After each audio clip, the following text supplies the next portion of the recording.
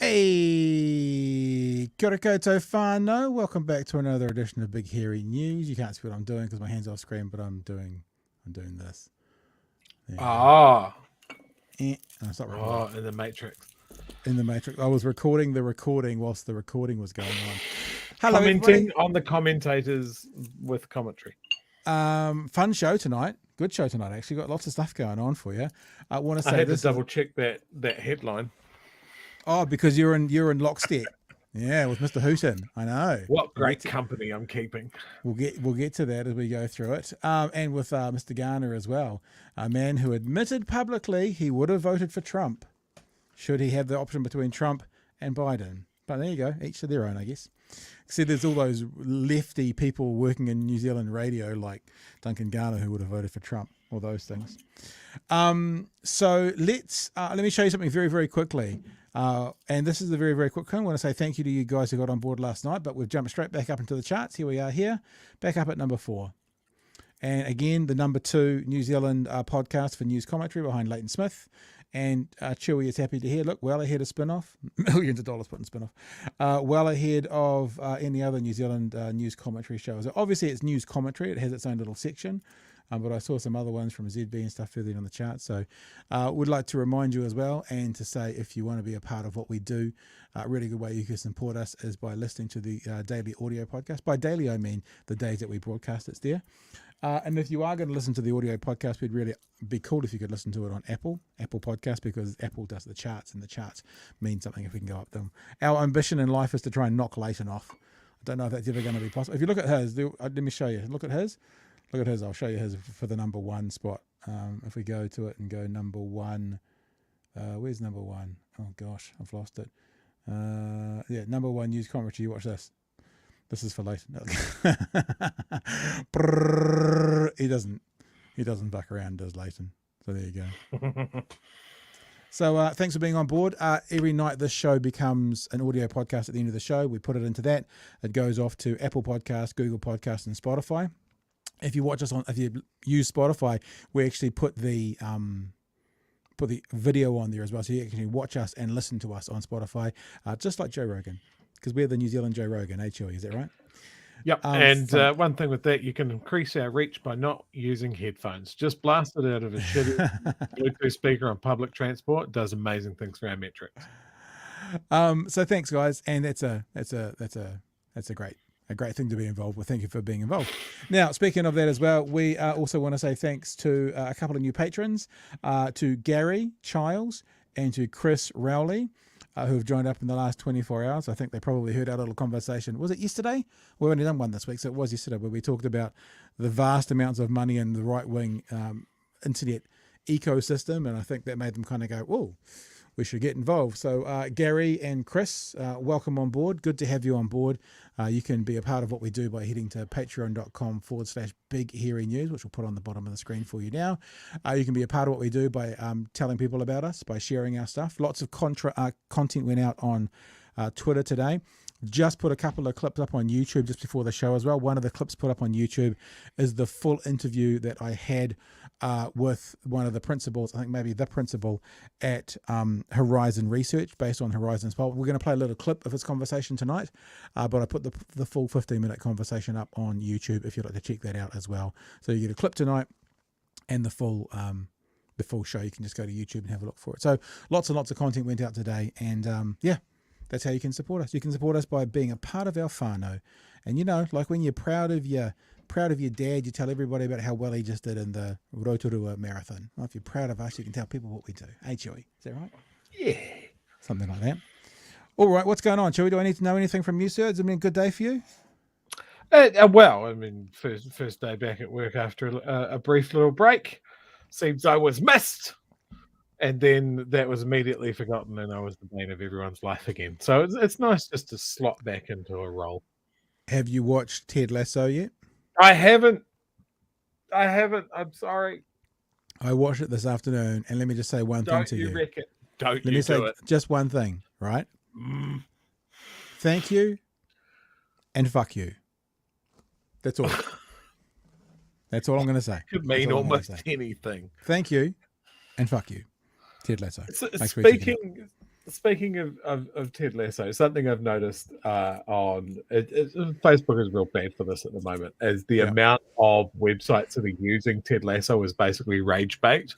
Right. The amount of people that have written reviews going like, "Oh, fans everywhere agree season 3 sucks," and then there's like 500 to 800 comments from people going, "What are you talking about? I love it." And it just must be jacking their engagement. So, sometimes you watch a program, and Ted Lasso is one of these programs, and everything, I'm going to be a little bit overly dramatic here, but everything is perfect. It's the perfect amount of laugh out loud comedy. Some of the stuff with Kelly and his name jumps out of my head, soccer player, guy who speaks like this, grumpy comedian. The whole game's about football players saying, it's the football players, not happening. The Roy character. Kent. Roy Kent, yes. Some very funny laugh out loud. It's just the odd sentence here and there, you know, and some very poignant moments. There's some emotion in tonight's episode, which I won't spoil for you. It does seem to have a mix, like not many shows can have you laughing out loud and crying. I didn't cry, but have you laughing out loud and crying in the same episode. It's quite a unique show in that way, that you can be laughing and 5 minutes later you can be going, oh, I feel a bit emotional now. It's very good. Incredibly it's perfect television. Yeah, it's perfect television, and that's why I will fight anyone in the car park that doesn't like it.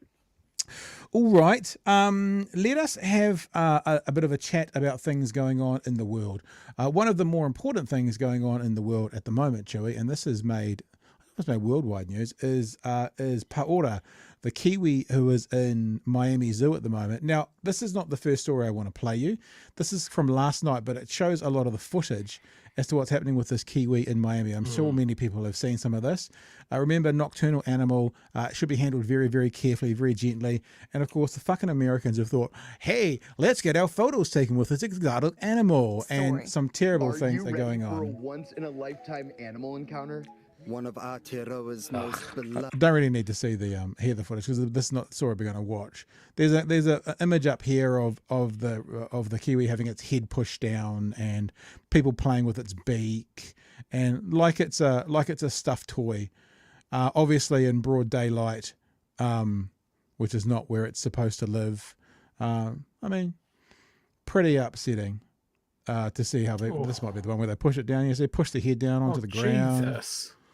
You know, scratching its face like that around its, and the apparently the around the beak is incredibly sensitive. Kind of playing peekaboo with it. And this is the guy, we'll play this bit actually from last night. This is one of the experts from Whangarei who says that Kiwi will be dead within 6 months. Using his need for darkness as a gimmick. Oh, isn't I that wouldn't funny? mind betting within 6 months you'll be dead. Robert Webb from the Whangarei Native Bird Recovery Centre has dedicated his life to rehabilitating injured animals, like this one-legged Kiwi, Sparky. He says the stress Paora is under could be deadly. They're very vulnerable at that age. What the heck could it pick up that we don't know of here? A little Kiwi. So anyway, disgusting, horrible, repugnant stuff. You know, there's a conversation, and I saw, I don't know if you've seen this, Chewie, but possibly fast becoming one of New Zealand's best investigative journalists, David Farrier, picked up on it today, and he spent time phoning Miami. I've been on the phone to Miami all morning.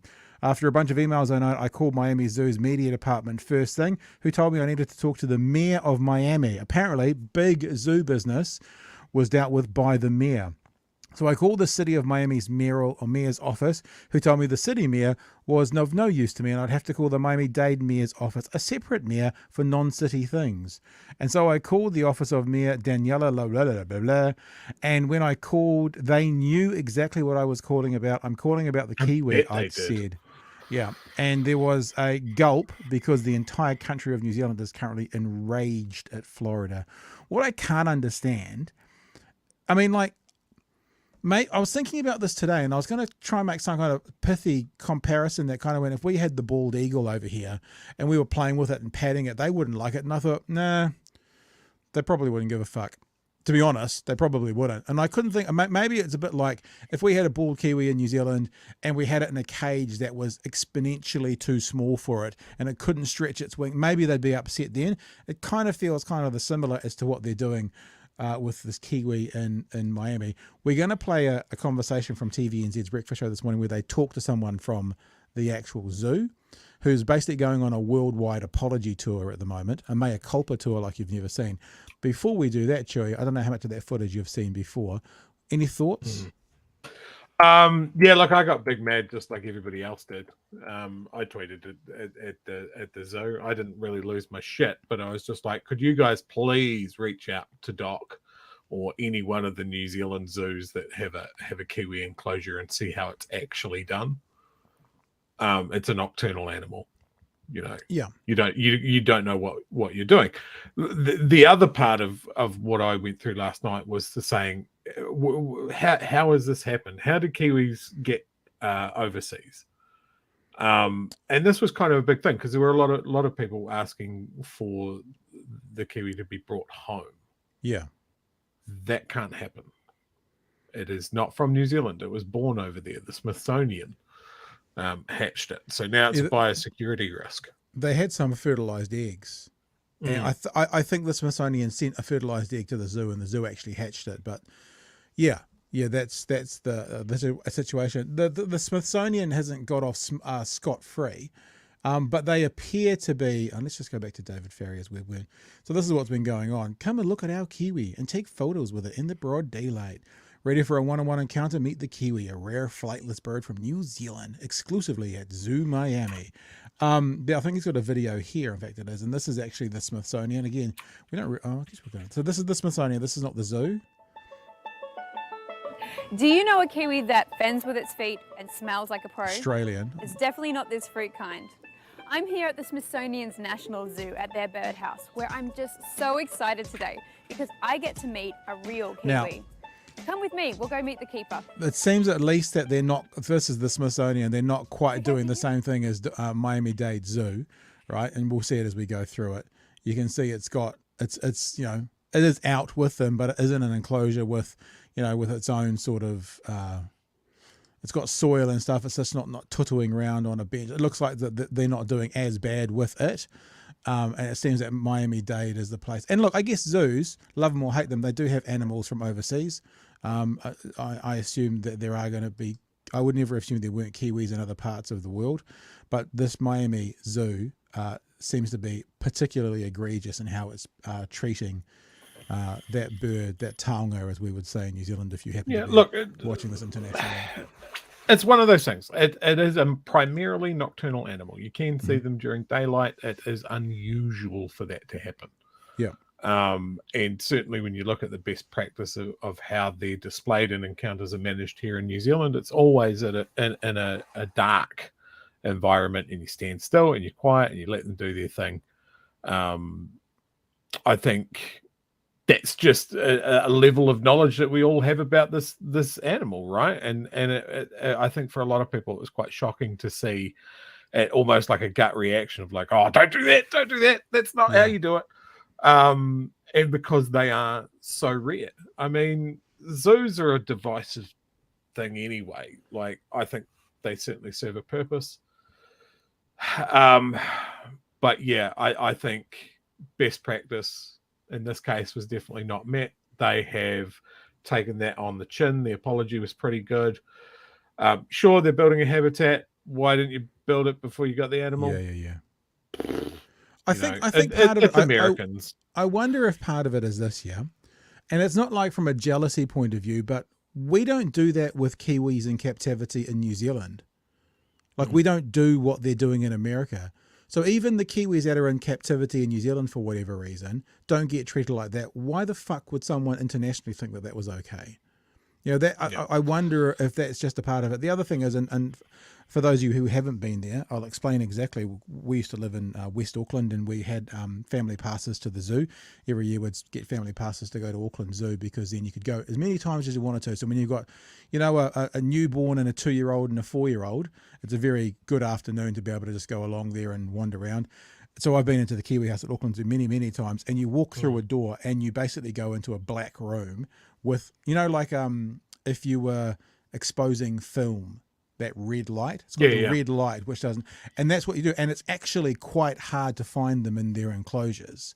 So when I see that and I hear them saying they're nocturnal, I straight away think about Auckland Zoo and how they do it there. And it's just like, and what they do for people, I'm sure most of you know this, is they purposefully flip the days. So they basically make our daylight hours nighttime in the enclosure, and then they make our nighttime daylight in there, which means when the Kiwis do come out in there at night, it's our day, so the people in the zoo can see them. But they still give them the correct cycle of night and day. They just reverse it. So yeah, to see what they were doing with it was just shocking. We'll watch this clip now. This is from breakfast this morning. This guy basically sees in this, I mean, we probably could have got him if I had a try, because he said he was going on any platform that asked him to go on to apologise. And while we do this, we'll have a look at some of the chats that have come in, and we'll put some up at the end. But here is the Mea Culpa tour on TVNZ this morning with Miami Zoo. Miami Zoo's John McGill joins us now. John, thank you so much for being with us this morning. Kiwis are incredibly upset, and Ron, incredibly upset and angry at the treatment of our national icon in your zoo. And I'm hoping that you've fronted on our show this morning to apologise and to tell us that these encounters will desist immediately. Well, first of all, absolutely. My most heartfelt, profound apology. We were wrong. There is no excuse. It's indefensible. What I saw in that video is indefensible. Those encounters stopped immediately. They will never happen again. I feel embarrassed on behalf of everyone here at the zoo. We offer our profound, heartfelt apologies. We did wrong. I'm not here to make any excuses. There are no excuses. Certainly was not something we did intentionally, but we certainly did not think it through. The forethought was not there. And it is something that we are profoundly, profoundly regretful about. And like I say, it's not going to happen again. I don't want to be on here to make any excuses. I want to be on here to offer my profound, heartfelt apologies to everyone in New Zealand. I realize that this is a national icon. It's a symbol that is worshipped. So these kind of questions, I realize that. What the fuck are you? Are you like, you're not really a zoo? You didn't know that before you did it? This is part of the questioning that's coming out. So you're saying all this stuff now, but you're a zoo. You're charged with looking after these animals in a way they are in captivity. And as Chewie said before, that can be a divisive topic in and of itself. But as they are in captivity, you are charged to look after them as well as you can. And it's like, they're your national icon. Like you didn't know that a week ago. You didn't know how to treat it a week ago. And like Chewie said earlier, I think they talk in here about we're going to build an enclosure for us. Like, what the fuck? What was it? Was it living in a shoebox up until this point? Possibly. Yeah, the phrase, it wasn't our intention. It was intentional. You advertised it. You had an intention, and the intention was to do encounters with a Kiwi, and that was get a photo with it, handle it, all of that sort of stuff. So that bit rung. I think they woke up this morning. Their social media person must have just shit the bed. Yeah. Because there would have been hundreds and hundreds of tweets directed at that zoo. Yeah, and I guess this is where you see social media sort of as a force for good. Let's keep going with the story with the Mea Culpa tour. And treasured throughout the country. I'm very much actually inspired by the outcry from Kiwis in New Zealand. I don't care if you're inspired. It tells me that you care about your environment. I think there's a lot of lessons we can learn here in America about the type of passion that you have for your natural resources and your wildlife there. Ron, I appreciate, and it is a very heartfelt apology, and so it is much appreciated. But the question has to be asked: how did this happen in the first place? If a zoo is there, as you claim, for care and conservation, how was this allowed to happen in the first place? You're right. And, I think what happened was that egg was sent here. We did it in... There's also an idea about how things are changing as well. Like I remember when I was a child growing up in Auckland, I think they used to have polar bears at Auckland, so it was revolting. And they used to just walk backwards and forwards. They'd actually gone mad, They'd gone mad. Like this polar bear would just walk backwards and forwards, swaying the whole time. It was horrible. Even as a child, I was like, this is horrible. And then slowly but surely, these places that are holding these animals hostages have become slightly better and slightly better and slightly better, and you get to a point where you can't release all of them, and sometimes they're, for want of a better word, institutionalized, and you physically can't. So now you see Auckland Zoo having like the I remember when they built the aviary for birds, it's massive. It's kind of the size of a rugby field now, which is still nothing compared to living in the wild, but compared to being in a cage, it's an improvement. And so in this day and age with these guys, it feels like they're still, what it feels like is they're still a zoo of the 1970s. That's what it feels like. This feels like this is a 1970s zoo attraction, as opposed to hopefully being a little bit more informed as a zoo in 2023, where yes, being stuck on in a massive football-sized cage is not as good as being out in the jungles of South America, but it's a shit ton better than being stuck in a 3-sided concrete wall cage that's 3 meters by 3 meters. And these guys are still in the 3 meters by 3 meters concrete stage from the looks of things. That's one of the things I don't understand. I mean, I'm real familiar with Wellington Zoo, and this is a zoo that used to have the chimpanzee tea parties and the elephant rides and that sort of thing. And they put that up. They put those images up and they go, this is the way it used to be. And I remember as well that they've got an original enclosure, which is essentially just a little shelf and a big wall and a moat and that sort of thing. We used to display bears in here, and we've kept it to show you what it used to be like. What assholes we used to be.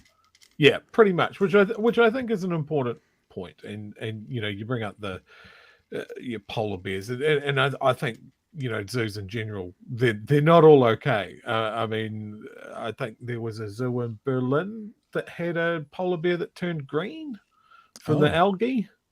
And trying to keep a polar bear in an open enclosure during a heat wave in Europe there was certainly a lot of questions about that. But yeah, I mean, if we want to absolutely dogpile this guy, having a collection of skulls in the backdrop of your video call saying that we'll look after the animals better is probably not the best. Yeah. All right. Let's keep going with this complete another tool. Part of a partnership with the Smithsonian National Zoo in Washington, D.C. The egg was hatched. We actually invited and were honored to have the New Zealand ambassador to the United States come down from Washington, D.C., as well as several representatives from the Maori people who flew in from New Zealand. They flew all the way from New Zealand to participate in a naming ceremony here, which was such Americans are weird. A spiritual, sacred moment for me. To me, I felt so honored to be part of it. And to show how honored I was, we then shat all over the symbol that these Maori entrusted us with. And just think we just took it for granted that we could raise this bird and they like a puppy dog. And they've done a good job raising it. I want to say that this bird is incredibly healthy. It has thrived. It has been very, met all of its metrics as far as the way it's grown. But having said that, there's no excuse for exposing a nocturnal bird to bright lights. There's no excuse. What does this say about the culture in the US when it comes to animals? You talk about the privilege of having those from Aotearoa, New Zealand, fly over to America to a ceremony. And so all of that is part of the privilege of having our native bird in your country. So what does this tell us about the culture in America when it comes to animals and how they are treated in the US? Though there are certainly people here who have profound caring and respect for animals and wildlife in general, there certainly is a lot of us can learn from Kiwis in New Zealand and people in other places around the world. So this is where it turns into a little bit of PR spin. What are you fucking talking about? We need to learn from you people. We need to learn from you people. You people. No, we New Zealanders have lots of fucking problems with animal cruelty, animal welfare, but you can get your nose firmly out of New Zealanders' assholes for a second and just mea culpa with the fuck up you did and get on with sorting out the problem, you tosspot. All right, I'm done with them. Should we go to some of the messages that have been coming? Because I've started about 13 of them so far. Yeah. Politikiwi, this is why we ought to surround the US in glass and turn them into a zoo. Disturbing to watch them be free range. Oh, that's very funny. It's the problem is that watch. we couldn't monetize encounters because they are too dangerous. Yeah, they'd have the weapons. We'd have a selfie stick, and they'd have a bloody AK or something. Vicky says their keepers obviously didn't know anything about the animals they keep. Clearly, Gary, one of our new patrons, welcome. They can either ban assault rifles or give the Kiwi back. A simple choice for simple people. David says, Florida, what the fuck is wrong with this state? I know it's a very long list. Peter says, prostitution of a Kiwi, $39.36 for a selfie. And Kiwi fucking hates selfies, from David Ferrier. JN says the trouble in Florida starts with the governor. It's actually people talking about where woke goes to die. I've seen that pop up a few times. If we stood on a USA flag, they'd lose their minds. That's a really interesting point, JK. They do hold on to some things incredibly sacredly, which I think are ridiculous, but then I still wouldn't do it in front of them. Like a flag is a piece of material. I don't think there's any value in that from my perspective, but you're right. I mean, you see Americans that put flags outside their houses and the rule is you're not allowed to let it touch the ground. If you hold it above, it's not allowed to touch the ground at all. That's a pretty standard rule when it comes to flags in general, but yeah. Americans idolize their flag. So in other words, Floridians will idolize the flag they've got more so than they'll look after their flag more than they're looking after the fucking Kiwi. That's a part of this thing, which is disgusting. Yeah. Gareth echoes that point about treating it like a puppy dog. John says, you guys give a shit. Hey, maybe we should try that too. Guru, this has got a lot of traction this one tonight, hasn't it? Guru says, don't forget the USA is the land of Joe Exotic, the Tiger King. Yep. Rob says being stuck in the 1970s for Florida would be a huge time skip forwards for them. And John's actually, and I brought this up because I've watched this twice, this documentary. I watched it once myself and I was so enamored by it, not from the content, it's revolting, but by the storyline. I showed it to my kids, the documentary Blackfish. Documentary Blackfish is about orcas at SeaWorld. There's that old adage. In fact, I read a headline, I didn't get to the story the other day, that there was an orca documented attacking a boat out in the wild. Because there's that old adage. 3 incidences of that, actually. Oh, is it? There was that old adage, that old saying that orcas never have killed a human being in the wild. I would only challenge that by saying we assume. Because if you're a single person out in the water and you didn't, and you got taken, you'd never get known. But it seems that way because they are part of the dolphin family, that they don't seem to be a problem. But the ones that have been killed or have killed people are typically ones that have been driven mad, like the polar bears, in places like SeaWorld. So if you haven't seen Blackfish, you should definitely check it out because it is unbelievably sad, but incredibly interesting to look at. Thoughts, Chewie? I'm going to put Guru's comment here. Bloody woke Kiwi. Bloody woke Kiwi. It's woke because the lights are bright and they've woken it up. Got it. What he means by that. Nice. Gotcha. With you. All right, so thank you for that. It's a bit of a strange one, this whole conversation around this bird, because I don't know. I think this show is kind of a stream of consciousness show. We sometimes come to conclusions as we're talking, and I think what the conclusion I've come to is this. I feel upset that this zoo is treating this bird like New Zealand zoos did in the 1960s and 70s, before either before they knew or before they cared. And now that they know and care, they treat it differently, and it seems that America doesn't. And it's like, this is one of ours. Sorry, Chewie, go. I think one of the comments that I saw that resonated with me, right, is how China treats pandas.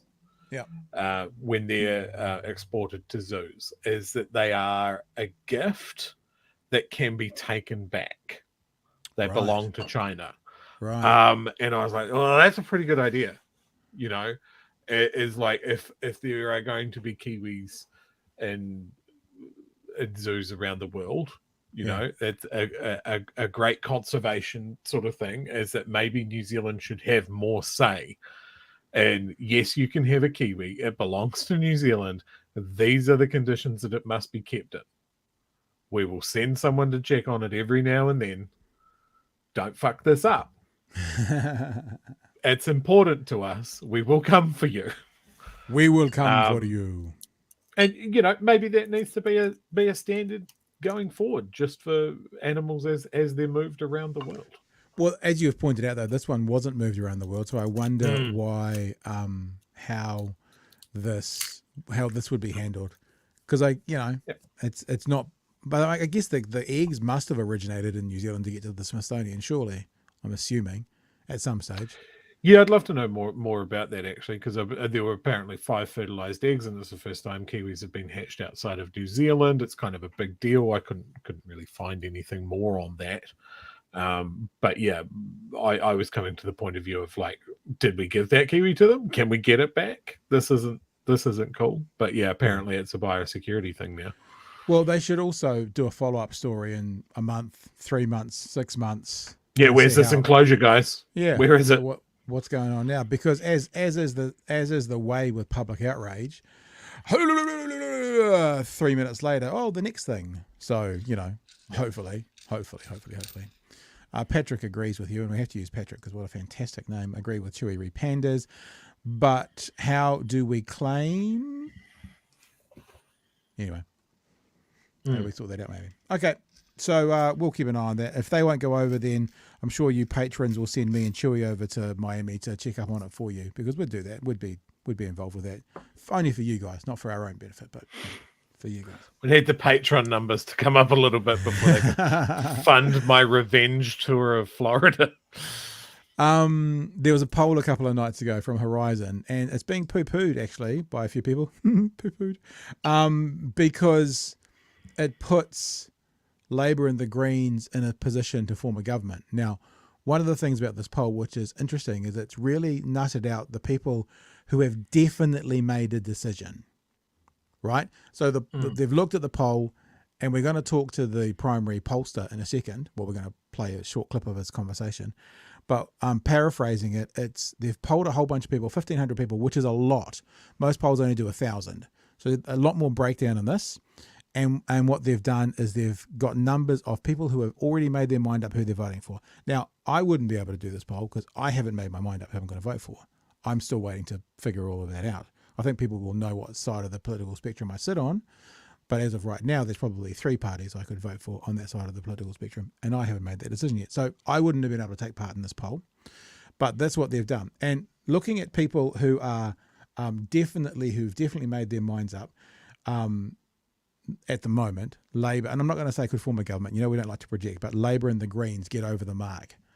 The Labour and Greens party would be able to form a coalition of government according to the latest Horizon research poll.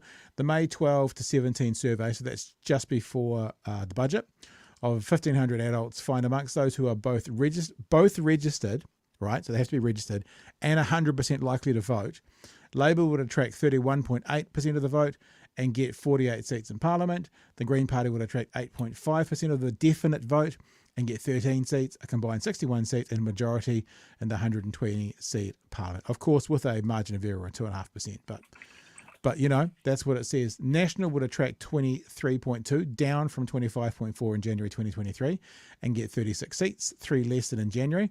ACT would attract 12% and get 18 seats. Combined together, they'd be 54 seats, 7 fewer than the Labour Green coalition. The seat result assumes an electorate seat is won by Te Pāti Māori, giving it 5 seats for a 3.3% share of the vote. And there's a bit of I don't know why it's so blurry, because this is just an image. But there's a bit of a look at the difference between the January numbers, which is the orange line, if you can see that, and the May numbers. And you can see that the Labour Party, according to this poll, has gone up. National's gone down. Very interesting to see that the New Zealand First Party are on 4.8% in this. And other than that, Green Party gone up a smidge, and ACT have gone up a smidge as well. The May 2012, I just read all of that out, so we won't read that out again. We'll go to the next one. National's share of seats is down 3, Labour's is up 1, ACT and Greens are steady for their seat numbers. The result are from respondents who are both registered and 100% likely to vote. 10% of those surveyed remain undecided. If it were to achieve, this is about New Zealand First, right? This is interesting to work out as well, based on these numbers. If New Zealand First was to get to 5%, it's currently at 4.8 according to this poll. Well, it's not currently at. According to this poll, they've got them at 4.8. This would give them around 7 seats, which would mean a New Zealand First Act and National Coalition would still only have 58 seats and be short. If New Zealand First were to get 5%, Labour and the Greens would have a combined 57 seats, and it would need Te Pāti Māori with 5 seats to get to 62. So basically what this is saying, should these numbers be anywhere near accurate, that if New Zealand First gets in, you're looking at a 3-headed party for both sides, Labour, Green, Māori Party, Act, National, New Zealand First. If New Zealand First doesn't get there, according to this snapshot, 2 parties might be able to get there on the left. Now, when I say get there, I'm not saying we think this is what's going to happen. We're just saying this snapshot from right now. This is interesting as well. Labour has more support across all age groups than National, except Chewie, for 35 to 44-year-olds. So 35 to 44-year-olds go National. Every other we talked a bit about this, and I don't think this is going to be in the clip that I play you from memory, but if you want to see us talking about that, go to YouTube, and the clip's already uploaded. You can go and have a look at it, because the thing that surprises me about that is they're millennials, maybe just the last few Gen Xers, but they're millennials, and millennials voting for National, I wonder why.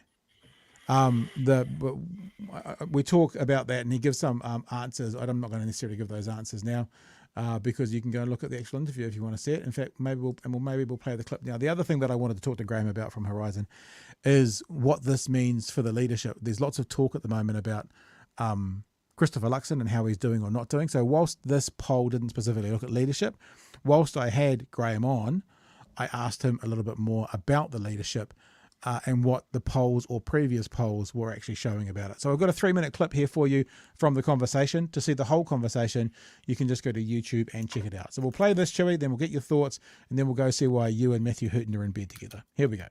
What does the polling show us about Christopher Luxon as the leader, and how the I guess the society, the country, is looking to him as being our next Prime Minister?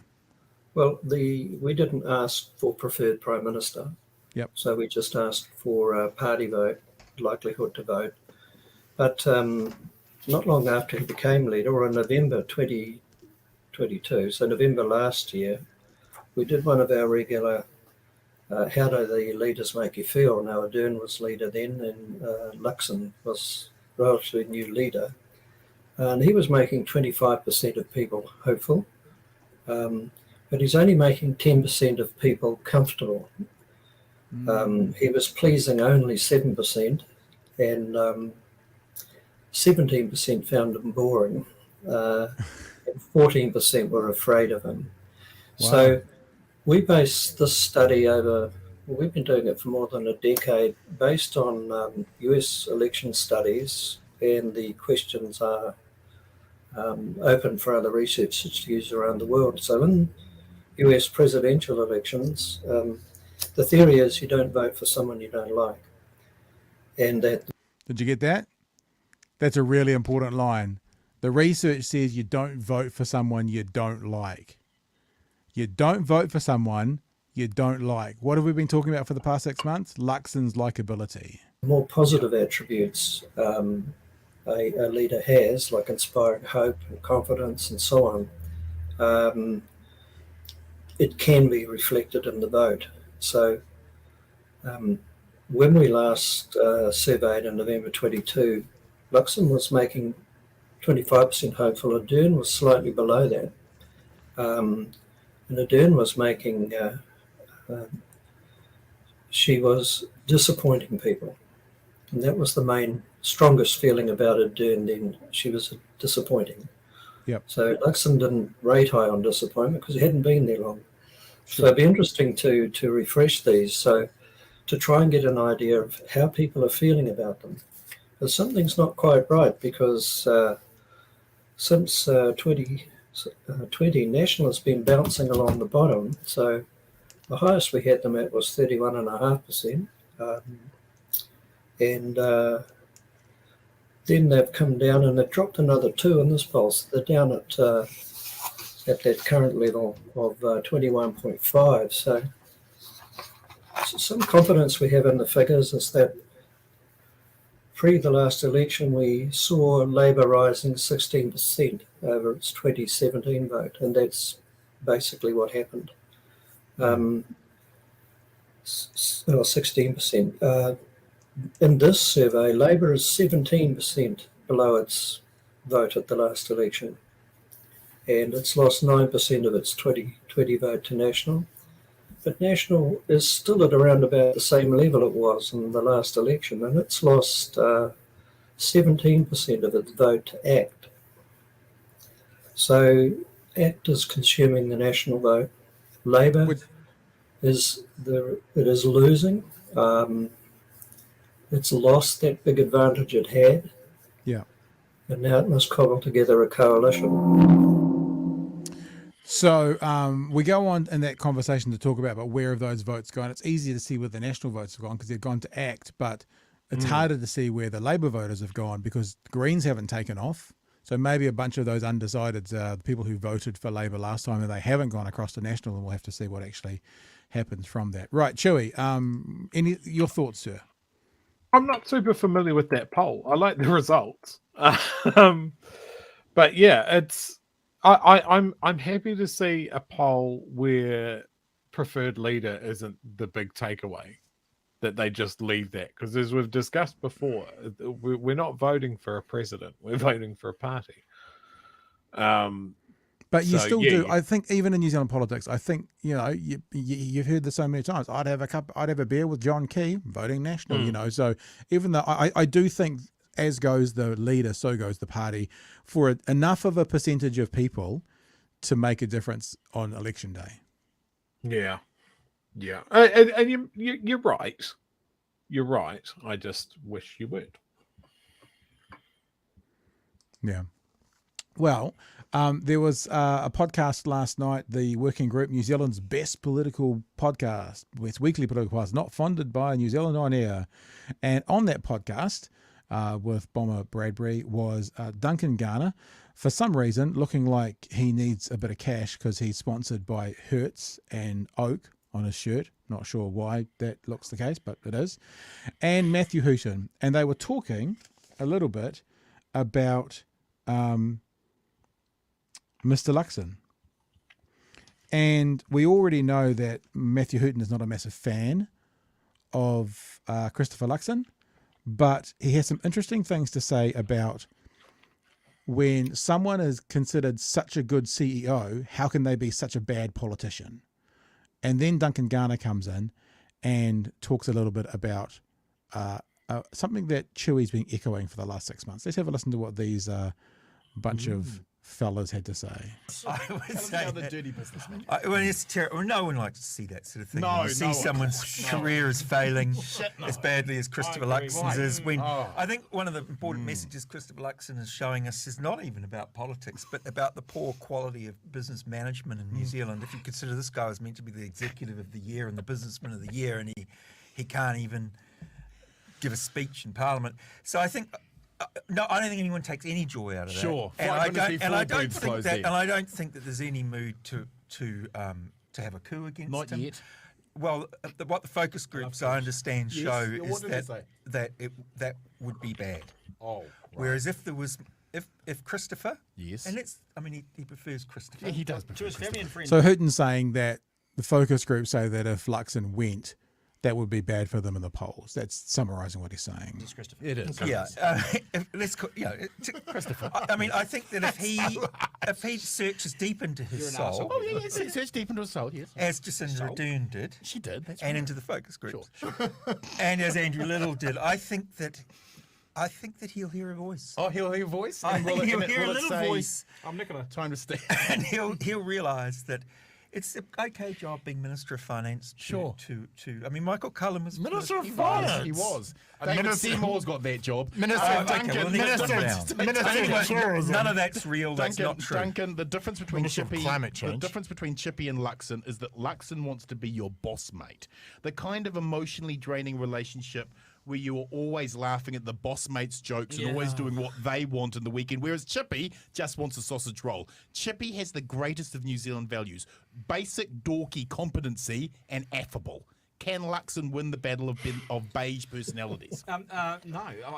If Luxon can't beat this Labor government after the last 5.5, 6 years, and they've been pretty incompetent at times. They haven't delivered. They've been an awful setup a lot of the time. I mean, they have tried, though. They wanted to build those houses. Every time they tried harder, it got worse. And if they can't beat them in a cost of living crisis, if it's the economy stupid, then Luxon's got to go now. He should not be at 30% or whatever it is. But replace him with who, Duncan? Yeah, but this is their problem. These guys are devoid of... I think this point coming up by Duncan Garner is probably one of the most interesting points about preferred Prime Minister. It's really important to listen to, and I think that this might speak volumes to the election at the end of the year. But look at this. Every incoming Prime Minister that I've reported on in the mainstream when I was doing mainstream, now I'm a podcaster. Yes. Podcaster daily. They've called me editor and chief. Or editor and chief. Focus, Duncan, anyway, focus. So every time we've done polling in the last 20 years, every time there's a new Prime Minister that's come in, that Prime Minister has been the preferred Prime Minister weeks and months in advance of that. Okay, they all have. Clark was, Key definitely was, and Jacinda was. Okay, easily. Bang, bang, bang. It counts. The preferred Prime Minister must be the preferred Prime Minister going into the election. If Luxon's sitting at, what is he, 16, 12, 10? Oh, that's hopeless. Right. And they're in real trouble. That should spell huge warning bells for them, because you've got an economy going like this, you've got the pessimist, optimist stuff going in the right direction for the opposition, and you've got an opposition leader who can't garner those votes. Right. It's a crisis in National. Follow-up question. It's a crisis, and you can't admit this because you're still paying. I think it's very important that they don't panic. Oh, don't they? I think it's very important that they don't panic. Don't panic. You're 100 and something days away.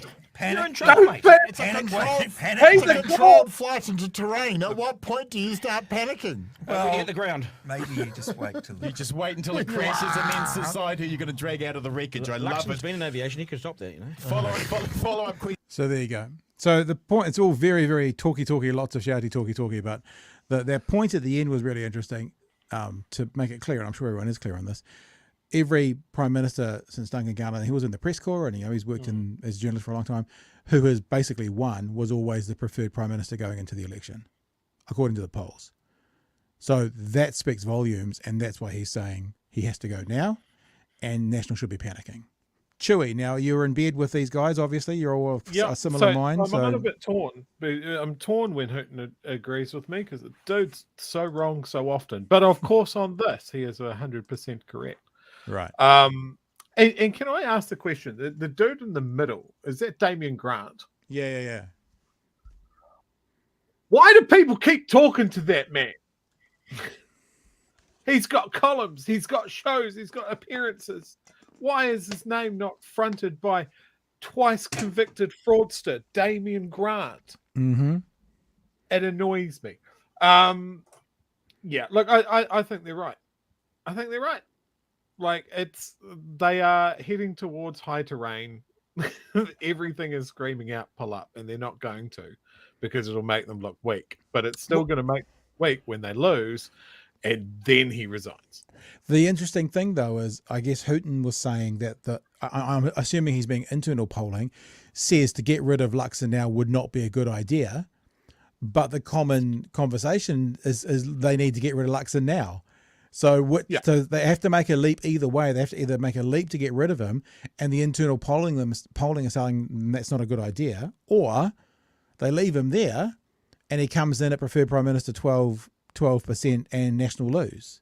I guess that means roll him. Actually, that means roll him because if the opposite is you're 12%, so you lose, then even if the internal polling said it's a bad idea, that means you're either going to lose or you might lose, but let's try something else. So I think that means roll them, even though I don't think they will, Chewie. You won't win your bet. Yeah, look, they probably won't. They should. I will be ecstatic if they do.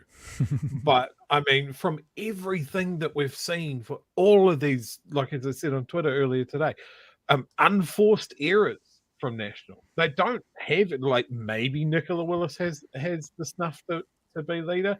Maybe she's a doofus that's just going to lean into the mic and go, we'll get AI to do it. it's going to be messy either way. Like if they just outright lose the election and then a whole bunch of people quit, who are we going to be left with? We've talked about the National Party. They're half full of incompetent half-wits and religious zealots. You know, where are the good people? Like, and I say this with a little bit of relish, but for our system to work well, we have to have an effective opposition, and we don't have that. I mean, National back down on one of their own policies about urban intensification. Luxon went to a meeting full of boomers and basically and ahed his way through that. But one of the things that he said is he doesn't like intensification anymore because ACTs don't like it. So I don't like it now either. And the best way forward for more houses is more greenfield development. Like, and what, 100 days out from the election, he's making that much of a flip flop. It's insane. We talked about this exactly in the last couple of days to do with Loafers Lodge, wasn't it? And we're talking about going up, and he's now saying, no, we're not going to go up. We should spread out. We should have more urban sprawl. It's like, what? I mean, I was reading, I think it was the RNZ article about this most recent meeting that he's had with apparently some of the worst boomers with the worst ideas in the world. And Luxon said several things about, especially Toreo, and you know, making things a bit more fair and following the treaty and all of that sort of stuff. Not as much as we would probably prefer, but he has made positive noises that way. Yet he gets in front of a group of boomers that are like, why is Maori so prominent? I don't like it. I came here 20 years ago and I don't agree with it. And he's fumbling his way through that shit. He can't even just stand up in front of these people sorry, you're wrong. You're wrong. We've seen politicians with more backbone than that. Like I think of, what was it? McCain famously took a question over in the States in a town hall meeting about how Obama was not even from this country. Just shutting down. Yeah. Sit down. You're crazy. Yeah. Next question, please. He actually did more than that. He said he's a good man. He's a good family man. Yeah. And shut down and said, you're wrong. Thank you. You're wrong. And sat them down. It's the other thing that they said in this conversation, and I haven't heard the whole podcast, but I'd listened to maybe 20 minutes or 30 minutes of it, is Hooton said he thinks one of the problems that Luxon's facing is he's away from New Zealand for 16 years. And you lose a bit of how I interpret it is you lose some of the touch. And someone on the panel said, yeah, but so was Key. And they went, no, Key was away for 6 years. And there's quite a big difference with being out of our society for 16 versus 6 as to how you sort of resonate with the neighbours and stuff. I don't necessarily mean that's the golden arrow and that's the only problem, but it was another interesting observation to go, well, it's I wonder how much of it he has actually lost touch with Kiwis and what we are and who we are by being off overseas selling bathroom products. And like his reputation at Air New Zealand draws a big fucking underline under that as well. Like they hold him up as you know, the ex-CEO of Air New Zealand. He didn't do a great job there. He took a massive golden parachute and he dipped as soon as he could. Yeah. But yeah, remember, he not a businessman. He's a board member. Yeah, board member. Absolutely. But yeah, it's just all of this unforced. He's not inspiring. He's not giving people that would vote for National a lot of confidence. So they're looking at other options and they're going harder right into ACT.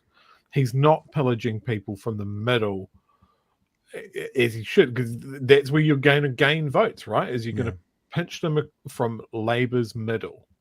Well, Labour's right. Sounds the funny. Middle voters. Sounds painful from the middle. I've had something pinched from my middle in the last few weeks. It wasn't all that good. Hey, let's have a look at the some of the texts that have been coming around this topic. Simon says people don't make Horizon because it's a volunteer poll. I am someone who has volunteered. Sunset says I'm in that age group. I guess that's 35 to 44. I am certainly ain't voting Nats. Yeah, that's a really interesting question. What made me kind of think maybe it was a small sample size, but within the conversation with Graham, you can watch it on YouTube. He explains that it's actually a really big sample size, so it gives him quite a bit of drill down. So I'm interested as to why that is. I'm not sure. I don't know if there's answers necessarily for it, but it's an interesting. It might be an anomaly. Wait till we see what the next one says. David says Luxon is polling worse than Collins in 2020. God, I didn't think that was possible. Jeremy said I just threw up thinking about ACT in power.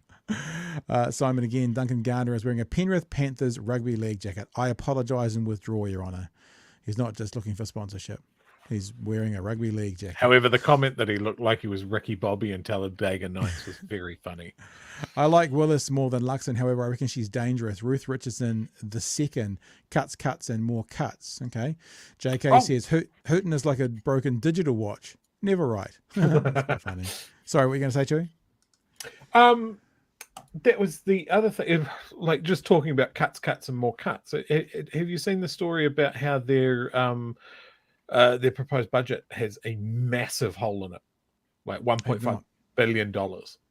You keep reading the comments. I'll scramble around and find All right. And then there's a bunch of people watching the conversation around panic. Peter says panic. Guru says panic. Vicky says panic. JK here always said every leadership change. National has no good options. John says, I miss Hooton being on RNZ. Too bad he pulled that Todd Muller crap. And there's the comment that you just talked about. Duncan looks like Ricky Barbie from Talladega Nights, which I think is currently on Netflix, I believe. You should watch it. It is so quotable. Yeah, I've seen it once, but it's the kind of thing. I'm the kind of person that if I've got nothing much to do and I'm trying to veg out, sometimes it's quite nice putting on something you've seen before rather than having to concentrate too much on a new movie. And Talladega Nights is one on my radar to check out the next wee while. You want to show us something before we go into the last two stories? We've got a lot of stories tonight, but they're all kind of a bit shorter than usual. What do you reckon, Chewie? I mean, yes. I'm gonna show this. This is just somebody who's independently gone through and costed out some of the things that National have said. The CTU has recosted National's tax bracket plan using information provided in Budget 23 and for IRD. This shows that they have appeared to underestimate the cost of their package by $1.5 billion over 4 years. This is because they haven't accounted for the rising wages. Impacting rising National's wages. last written costing for their package was $1.66 billion annually. Our costing averages it out at $2.05 billion a year, roughly equivalent to the Dunedin Hospital rebuild. Figures have been independently verified. Recently, National has used another figure, which is $1.8 billion. Even if you take that figure, they're still $1 billion short over 4 years. We're very cautious in our estimates, not costing in population growth, for example, so the real world costs are likely much higher. Nor have we added in the cost of other tax cuts to mortgage interest deductibility, bright line testing, or the Auckland fuel tax. This would add hundreds of millions of dollars in cost every year that they are delivered, often to some of the wealthiest people in New Zealand. So hundreds of millions more. So 1.5 billion over 4 years might be 2.5 billion if they added all those in. Yeah. So this is very similar to what we've seen from National in the past, that the party of business, numbers, and the economy can't get their numbers straight. Yeah. Craig here goes on to point out the fact that Labor has been much better at putting forward their costed policies by this point pre-election.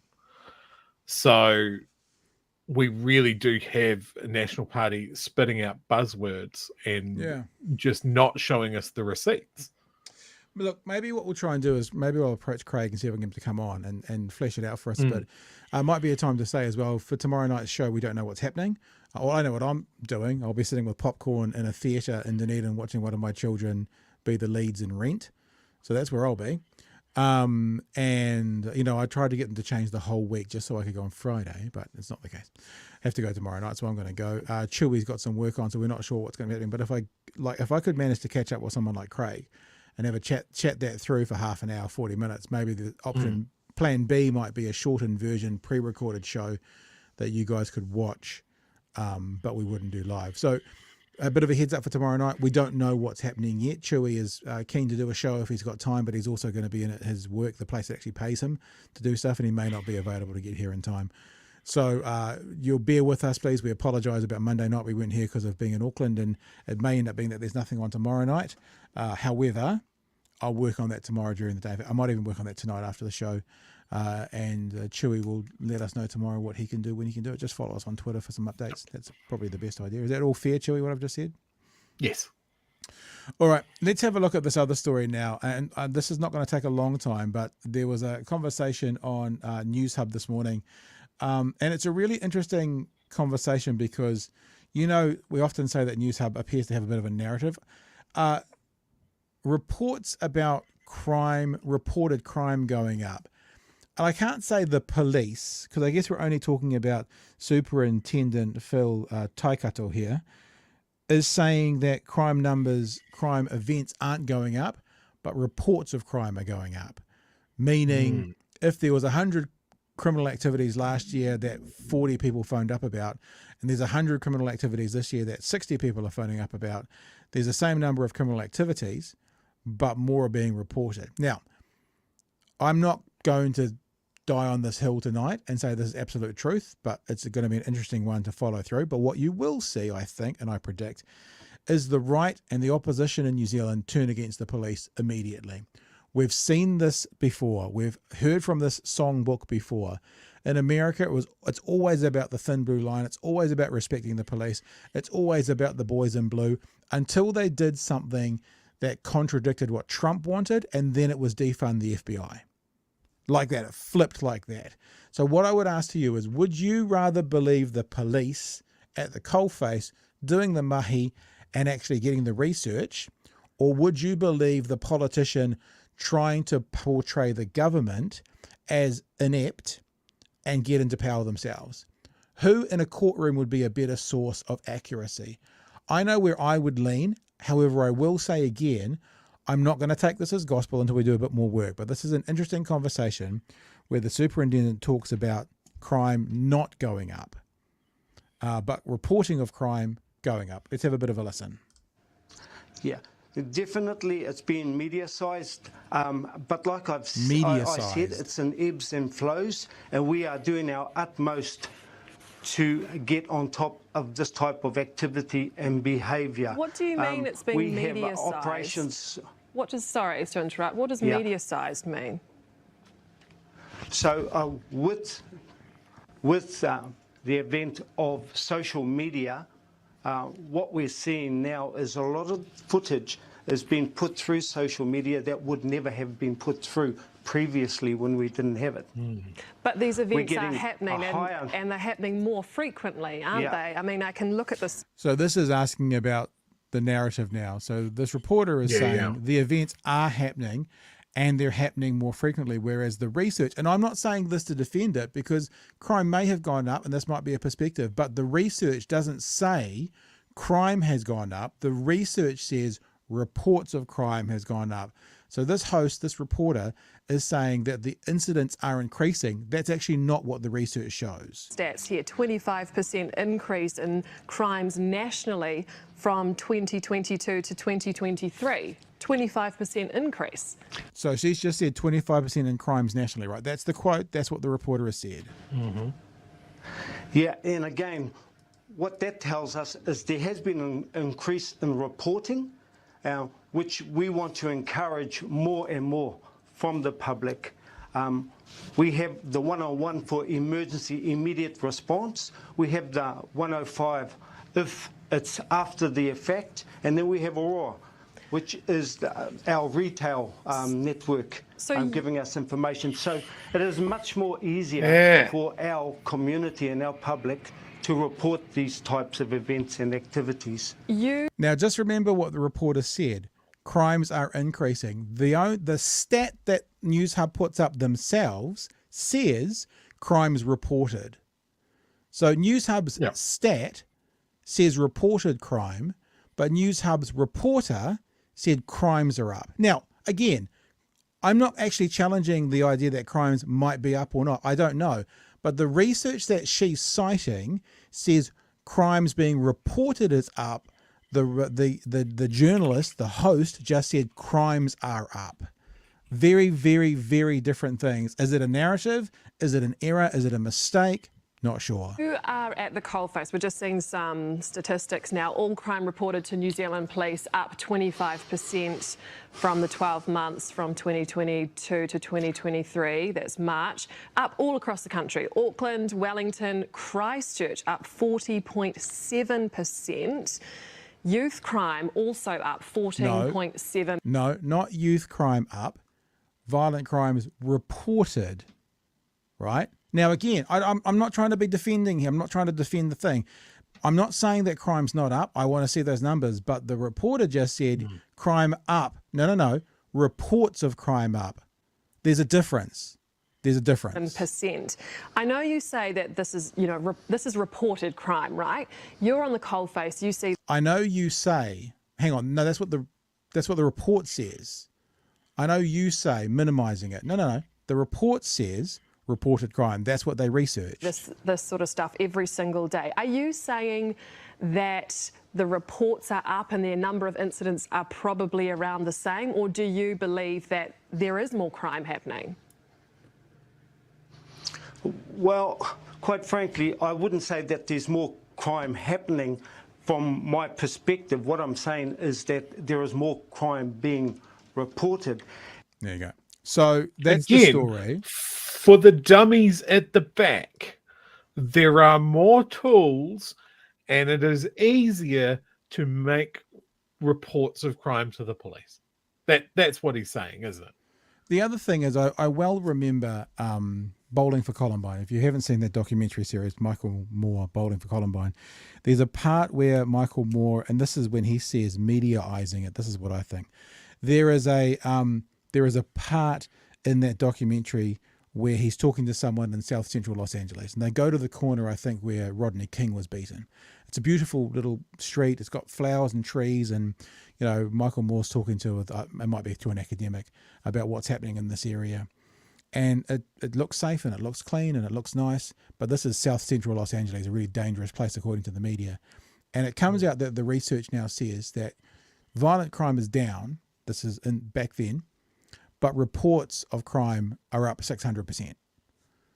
And reports of crime within the media are up 600%. That gives the appearance that crime is massively blown up. But the stats would actually say in that documentary or in that time that violent crime was down. And I believe there is a journalist or a camera operator who's asked, if you had the opportunity to, and I don't remember the two examples, but it's like to go and film a baby being saved from a burning building or someone being shot, where would you go? And they went, someone being shot. That would be where we go to get footage for tonight's news. So it's again, I want to make this really clear. I'm not actually interested in the debate today because I haven't seen the numbers of whether crime is up or not. The police officer, who I would trust more than mine, says he believes crime hasn't gone up. But the thing that I want to point out is this media outlet is saying crime is up when what they're citing, the research they're citing, is about the reports on crime being up. And that's a massive difference. Whether it's up or not, let's debate that and let's keep going. But let's at least acknowledge that News Hub here is misrepresenting the data, misrepresenting the research that they are then showing. And I wonder again, is this a narrative or is this just sloppy journalism, Chewie? Yeah, absolutely. Yeah, I mean, you think back 20 years ago, right? Like if you were going to contact the police about a crime, you had two options: call 111 or call the station if it wasn't super urgent. Now they have 105. You can report online, and I think key to this is Aurora, which is for reporting any sort of retail crime. Now, if we think back to what we were talking yesterday, one of National's big AI social media posts that there was this massive increase in retail crime. I wonder why there's been this massive increase. Is it because the word has got out about this program and retailers are reporting everything? Yeah. They're reporting incidences of shoplifting where they haven't caught the shoplifter. But we know that there was shoplifting, but we got a vague camera thing, but we're reporting it because that's what the police are telling us to do. It's this perception when it gets into the media and they're starting to report these stats, or they're reporting, a RAM rate all the time. There's the perception in your mind that this is happening all the time everywhere. And it's not. It's being reported all the time. And it's being filmed. Like that's what I was going to say. And that's what I was going to say about the Bowling for Columbine Everyone's got a fucking film camera in their pocket. So now hundreds of those events that would never have been seen by the public are now being seen because they're on this and then they're on TikTok or they get picked up by the news. The news media today, it frustrates me when they basically just use a tweet as a story. You can use a tweet as a part of a story, but it's just a tweet becomes a story, whether it's celebrity gossip or whether it's a crime or something like that.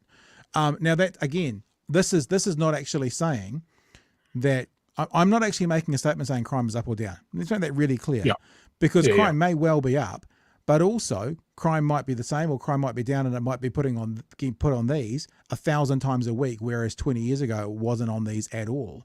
So we're now more aware of it. All I'm trying to say, I'm going to be really, really clear so people don't mix my words up, is that the News Hub people were reporting crime is up by looking at the research that says reporting of crime is up, and there's a difference. I don't care what your opinion is, whether you think crime is up or not. What I want to point out is an inaccurate story by a news media outlet that, again, happens to try and paint a Labor government in a bad light, just out of coincidence. That's the main part I want to put out from the story, and I'm not going to get caught up again in a conversation around the CEO of a building site. He's not really a CEO. He is really a CEO. The point about that story to do with News Hub was he was a national operative, whatever his title was, being treated as an average Kiwi. The story about this is a media outlet misrepresenting the data to paint their own narrative. If I'm generous, I'll say being sloppy. If I'm not generous, I'll say, some media outlet wants to paint a narrative for some reason. Yeah, absolutely. All right. I think that's me for tonight. I think that's me for the week, actually. I won't a nice lean show today. We're only 10 minutes into our second hour. Thank you for being with us tonight. Really have appreciated you. Remember, if you are someone who wants to check us out on the audio podcast, I would very much appreciate you subscribing to one of our daily podcasts. When I say daily, the days we broadcast. And if you had the option, would very much prefer you to be on Apple. That helps us in the charts. And whilst you're there, a rate and a review would be amazing.